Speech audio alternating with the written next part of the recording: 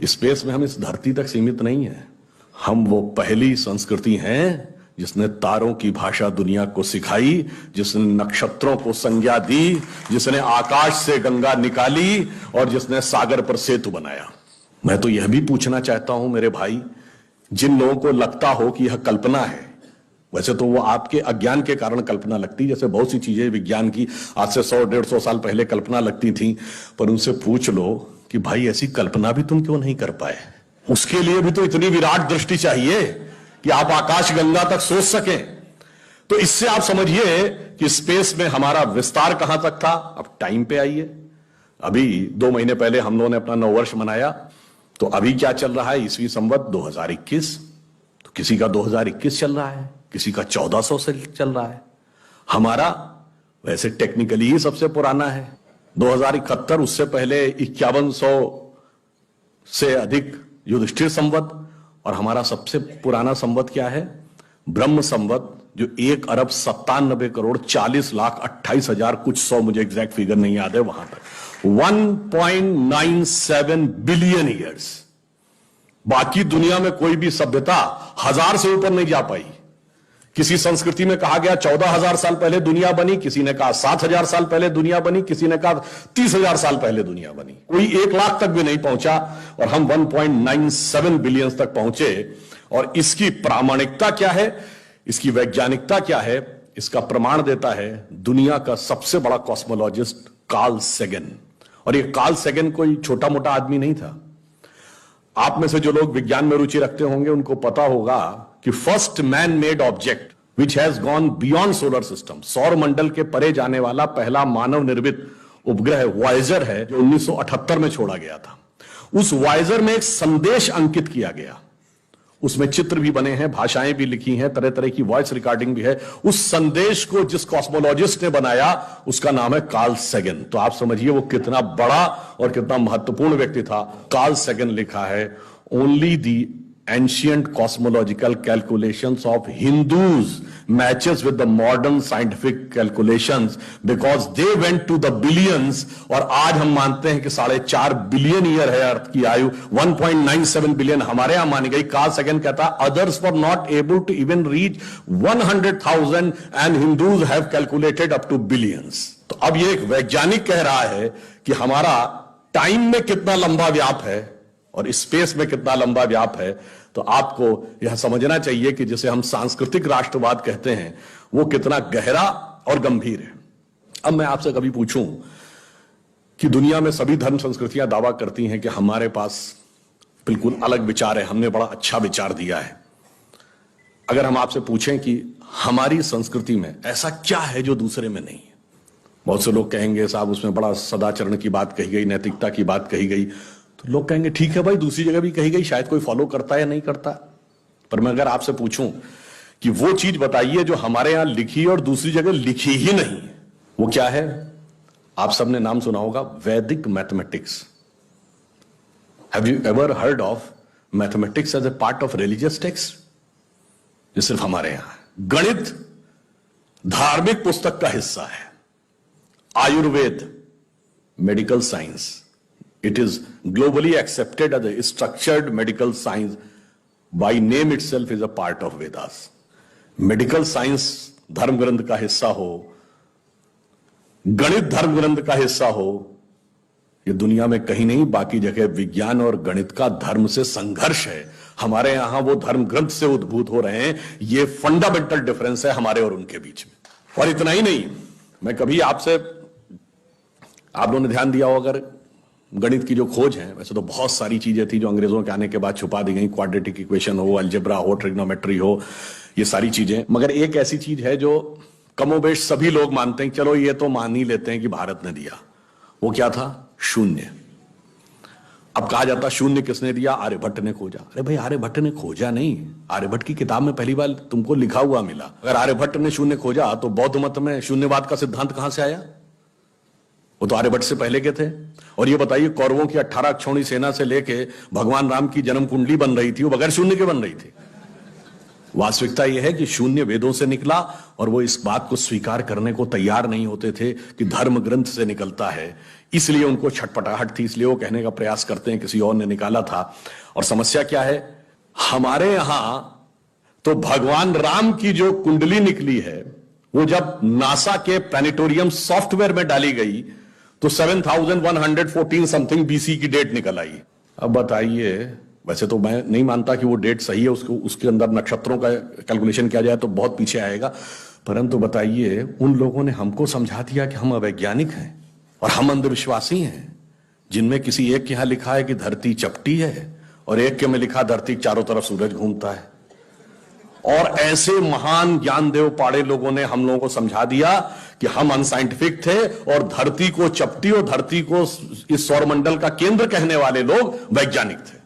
आज भी जब सूर्य ग्रहण या चंद्र ग्रहण होता है, आप नासा की ऑब्जर्वेटरी बताती है ना, 1950 से पहले नासा नहीं था।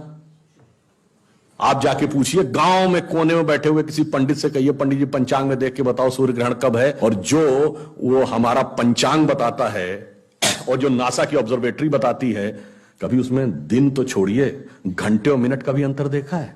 हमारा तो कैलकुलेशन 5500 साल से एज इट इज चला रहा है, और उसके बाद उन्होंने हमें बताया कि हम अवैज्ञानिक हैं। आज भी आप बताइए, उत्तर भारत में उतना नहीं दिखता, दक्षिण भारत के मंदिरों में जाइए, नवग्रह बने हैं तो सूर्य केंद्र में है कि धरती केंद्र में है? सूर्य के 7 किरणें होती हैं, 7 घोड़े सूर्य के बने कि नहीं मंदिरों में? अब बताइए, ऐसा हमारे दिमागों में भर दिया जाता है। हम सब ने, हम लोगों ने भी विज्ञान में पढ़ा कि सबसे पहले नवग्रहों की खोज किसने की? केपलर ने, Kepler's law of planetary motion. हम सब ने, जिसने फिजिक्स पढ़ी होगी 10वीं 11वीं 12वीं में, कभी न कभी Kepler's law of planetary motion पढ़े होंगे कि केपलर ने सबसे पहले बताया कि 9 ग्रह होते हैं। अब ये बताइए, इधर जब हम पूजा करते हैं तो पंडित जी हाथ में जल ले क्या बोलते हैं? ब्रह्मा मुरारी त्रिपुरांतकारी भानु शशि भूमि सुतो बुधश्च और गुरुश्च शुक्र शनि राहु केतु सर्वे ग्रहा शांति करो भवन्तु। अब ये 9 ग्रहों के नाम केपलर बताए थे कि पंडित जी बताए हैं, और हजारों साल से बता रहे हैं। और उसमें मजे की बात यह है कि मंगल के लिए भूमि सुत यानी भूमि का बेटा, धरती का बेटा शब्द है। या अब जाके साइंस ने यह कन्फर्म किया है कुछ समय पहले कि एक थ्योरी है कि कभी एक जमाने में बहुत बड़ा एस्टेरॉयड टकराया था कि धरती से, और धरती का एक टुकड़ा अलग हो गया था, वही टुकड़ा बाद में मंगल बन गया, और भूमि सुत हमारे यहां लिखा हुआ, मंगल के पर्यायवाची में भूमि नंदन भूमि सुत जैसे शब्द हैं। अब आप देखिए क्या वैज्ञानिकता है और कैसे उसको इसमें सम्मिलित किया गया। मैंने क्यों बताया, हमारे यहां विज्ञान और धर्म इस कदर एक मत है कि ये उनकी बुद्धि परप्लेक्स हो जाती है कि कैसे हो सकता है। अब मैं शून्य पे आता हूं, हमने शून्य खोजा, मगर महत्वपूर्ण बात है हमने शून्य क्यों खोजा, हम शून्य खोजने में सफल क्यों हुए और वो क्यों नहीं सफल हो पाए। बड़ी बड़ी दुनिया की civilisation, Chinese civilisation, Mesopotamian, Babylonian, Egypt की सिविलाइजेशन, ग्रीस की civilisation, Roman empire, Turkish empire, Inca, Maya, Aztec, कोई जीरो नहीं खोज पाया। उसका कारण यह है कि जो भी विज्ञान के विद्यार्थी हैं वो शून्य का महत्व समझते हैं। किसी संख्या को आप जितने से डिवाइड करते हैं, x डिवाइडेड बाई n, उसका रिजल्टेंट होता है। जैसे आप n की वैल्यू कम करते चले जाते हैं, रिजल्टेंट बढ़ता जाता है। यानी किसी संख्या को x बटे 20 से x बटे 10 का मान ज्यादा होगा, x बटे 5 उससे ज्यादा होगा, x बटे 4, 3, 2, और जब x डिवाइडेड बाई 1 होगा तो क्या होगा? x हो जाएगा। इसका मीनिंग जानते क्या है? अब मैं आपको बताता हूं ये किस ढंग से हमारे व्यवहारिक जीवन और चेतना का हिस्सा था। आप लोग कभी ये सोचिए कि आपको जीवन में क्या अच्छा लगता है और अच्छा लगना क्या है। मैं बिल्कुल साइंटिफिक एक्सप्लेनेशन की बात कर रहा हूं। Happiness is considered to be an energised state of mind. जब आप खुश होते हैं तो आप ऊर्जा महसूस करते हैं अपने मन में, मस्तिष्क में। अब आपने माना मुझे अमुक गाड़ी से घूमना अच्छा लगता है, अमुक कपड़ा पहनना अच्छा लगता है, अमुक चीज खाना अच्छा लगता है, फला मोबाइल मिल जाए अच्छा, फला जगह घूमने को मिल जाए, से 20 थिंग्स। तो your energised state of mind is associated with 20 things. वो इंटेंगल्ड हो गई है 20 जगह। अब आप अपने मन में सुख के लिए उन 20 वस्तुओं पे आश्रित हैं, तो x डिवाइडेड बाई 20 है। अब मान लीजिए आपने आत्म संयम किया और 5 चीजों से अपना मन हटा लिया, तो x डिवाइडेड बाई 15 हो गया। नेट रिजल्टेंट बढ़ गया। क्यों? वो ऊर्जा जो उन 5 पदार्थों के साथ संलिप्त थी वो आपने बचा ली, तो वो आपके अंदर रह गई, तो by law of conservation of energy आपका एनर्जी लेवल बढ़ गया। जब आप x/10 पे आ गए, एनर्जी लेवल और बढ़ गया, और संयम किया, 5 चीजों पे आ गए, एनर्जी लेवल और बढ़ गया। अब इसके आगे की यात्रा, जो 5 चीजें हैं, उसके आगे की यात्रा, x/5 के ऊपर की यात्रा थोड़ी कठिन, चुनौतीपूर्ण है। यह सिर्फ सन्यासी कर पाते हैं। 5 चीजें क्या हैं? भोजन, वस्त्र, आवास, श्वास और ईगो, अस्तित्व। तो सबसे पहले क्या छोड़ते हैं? आवास। कहते हैं ना कि करतल भिक्षा तरतल वास। अब सन्यासी का कोई घर नहीं होता, तो x/4 हो गया, independent of house, no need. फिर क्या आता है? वस्त्र छोड़ते हैं, नागा साधु या दिगंबर जैन। अब चेतना उस अवस्था तक पहुंच गई जहां दिशा ही आपको अपना वस्त्र नजर आने लगती है, x/3 हो गया।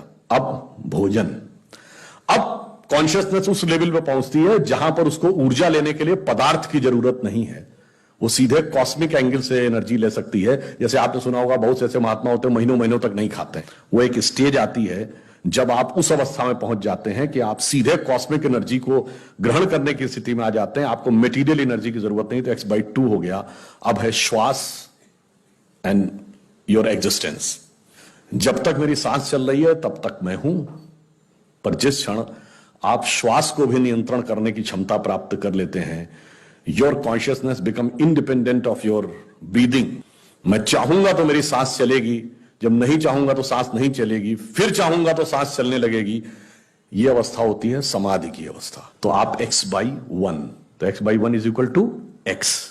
अब आपने आत्म स्वरूप का साक्षात्कार कर लिया, परंतु एक चीज रह गई, मेरा एग्जिस्टेंस, मैं एक एंटिटी हूं, मैं एक व्यक्ति हूं, मैं एक पुरुष हूं, मेरा नाम है, वो तो है ना। जिस क्षण आप अपने कॉन्शियसनेस को अपने एग्जिस्टेंस से इंडिपेंडेंट कर लेते हैं, तो n की वैल्यू क्या हो गई? 0। तो x/0 is equal to infinity. तो अनंत की यात्रा शून्य से होकर जाती है, और हम अनंत खोज रहे थे, इसलिए हम शून्य को खोजने में सफल हुए। यह मूल कारण है कि हम भारतीय शून्य को क्यों खोज पाए।